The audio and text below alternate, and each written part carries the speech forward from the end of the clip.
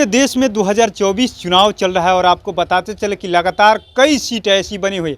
वहीं बिहार की बात करें तो कई सीट, सबसे पहले जो पूर्णिया हाट सीट बना हुआ था, लेकिन अब जो है पूर्णिया में तो मतदान हो गए, लेकिन काराकाट सीट एक काफ़ी दिलचस्प सीट बना हुआ और 7वें चरण में वहां पर मतदान हो रहा है। और वहां से पवन सिंह यानी भोजपुरी पावर स्टार कहे तो पवन सिंह जब से वहां से ऐलान कर दिए हैं चुनाव लड़ने का, तब से ये अटकलें लगाई जा रही हैं, तब से लगातार ये चर्चा का विषय बना हुआ कि आखिर में उपेंद्र कुशवाहा का क्या होगा।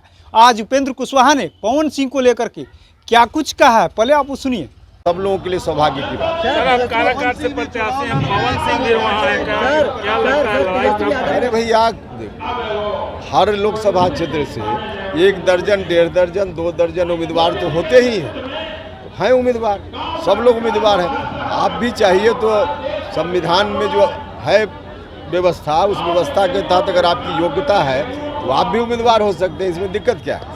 तो आपने सुना किस तरीके से उपेंद्र कुशवाहा ने पवन सिंह को लेकर के साफ साफ कह दिया कि सबको अधिकार है चुनाव लड़ने का। लेकिन कहीं ना कहीं राजनीतिक गलियारों में ये चर्चा का केंद्र बना हुआ कि आखिर में पवन सिंह ने जो बीजेपी की सदस्यता ली है और बीजेपी उसके ऊपर कार्रवाई नहीं की है, तो कहीं ना कहीं उपेंद्र कुशवाहा जो है एक तरीके से कहे तो काराकाट की लड़ाई में फंसते हुए नजर आ रहा है। और लगातार ये भी चर्चा किया जा रहा है कि क्या बीजेपी ही उपेंद्र कुशवाहा के साथ एक बड़ा खेल कर रही है। लेकिन पवन सिंह इससे इतर जवाब देते हैं, वो कह रहे हैं कि नहीं, पवन सिंह वहाँ से चुनाव लड़ने, इससे कोई दिक्कत हमको नहीं है। उन्होंने साफ साफ कहा कि सबको अधिकार है, लेकिन क्या सबको अधिकार है, क्या पार्टी से बगावत करके चुनाव लड़ रहा है सहयोगियों को नुकसान पहुँचाएगा और उसको जो है पार्टी के लोग कहीं ना कहीं उसको एक तरीके से कहे निष्कासित नहीं किया गया, पार्टी की तरफ से कार्रवाई नहीं की कि एक सवाल तो खड़ा हो रहा है। लेकिन काराकाट से उम्मीदवार है उपेंद्र कुशवाहा, आज वो जहानाबाद पहुंचे हुए थे, यानी चंद्रेश्वर प्रसाद चंद्रवंशी का आज नामांकन हुआ था,